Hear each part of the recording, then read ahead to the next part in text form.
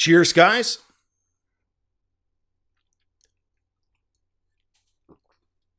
Epics 911, welcome to the Thursday, September 28th, 2017 edition of VR News. Let's start things off with Space Pirate Trainer, finally exiting early access into release 1.0 this upcoming October 12th.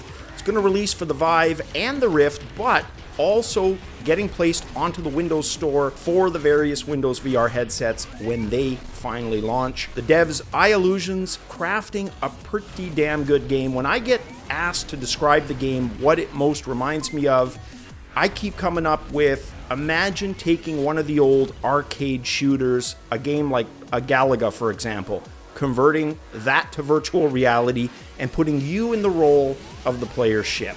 That's about what it feels like when you're playing the game. Absolutely fantastic. It was a popular title at launch for a number of reasons, mostly to do with it just being fun. In an interview at VRDC last week, iLlusions founder Dirk Van Welden explaining what the big 1.0 update holds for the game when it launches into 1.0. The biggest change, the inclusion of new waves, new enemies, all new boss fights. There's going to be a Hex droid, for example, that has a shield, spins around. Also a mothership. Not a lot being said about those. Wanting to keep those as a bit of a surprise for players. Definitely something to look forward to. Next up, hard to believe it's been a year for Sony since the PlayStation VR launched. Well, for me, it hasn't had the same amount of playtime as the Rift and Vive. I'm going to put that down purely to the number of games. But what there's been has gotten a lot of play. For example, Resident Evil 7, mentioned that title so many times because easily one of the best VR experiences that I've ever had happens to be on the PlayStation VR. And people will tell you the tracking isn't as good. You know what? That's a known quantity. The truth of the matter is they've sold over 1 million units. And when you have a game that is fun, if it just works, all of that other stuff sinks to the background and you just get immersed into the game. And that is what PlayStation VR offers. In my opinion, it just needs to offer more. Sony doesn't have a lot of details on their blog, just that they want to celebrate the upcoming anniversary with a big sale, saying, also, we're celebrating PlayStation VR's 1-year anniversary in October. To commemorate, the PlayStation Store is offering a ton of games at great discounts. Check the PlayStation Store October 10th for more details. And then they go on to talk about the rig's mechanized combat being free for all PlayStation Plus members. So I guess we're going to have to wait till October 10th to find out the details. But I expect something big to commemorate that 1 year.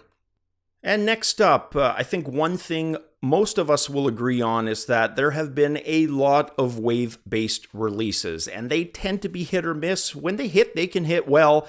But when they miss, and there's many that have missed, usually very forgettable. So when a non-wave-based VR game comes out, that usually gets a second glance. Like this game called Bending the Light from indie devs Deeper Beige. It's a game all about light-based puzzles. Often you're manipulating multiple beams of light. There's energy cells that you've got to charge. So you got to line up the light beams to charge the energy cells that are then responsible for performing specific functions once they hit full charge. Add in the complexity of the puzzles, and you might have a game that's got some holding power.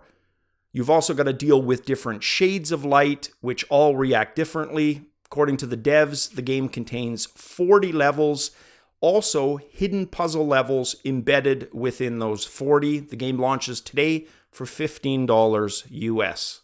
And the last story, Los Angeles-based VR software development company TRIPP, that's TRIPP with a double P, has announced a $4 million Series A round investment led by venture capital firm Mayfield. TRIPP describes themselves as mood architects. You can take from that what you will. We won't get into specifics, but what they're doing is aiming to create VR software that improves mindfulness. CEO and co-founder Nanya Reeves describing how their approach avoids typical guided meditation techniques.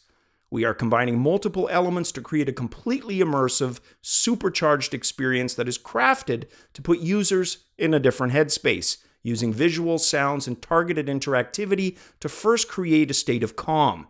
We then take you on a journey that can stimulate a number of different feelings and moods, enabling users to take a step back from their busy lives and enjoy a sensory experience unlike any other. Reeves goes on to say that she believes there are limited examples of stimulation over simulation philosophy in the VR marketplace today. Despite the amount of time spent innovating in VR, the applications built for it mostly have attempted to recreate this reality or more immersive 360-degree versions of content created for other mediums. Taking a trip will not be like anything that exists in the real world, she ends with.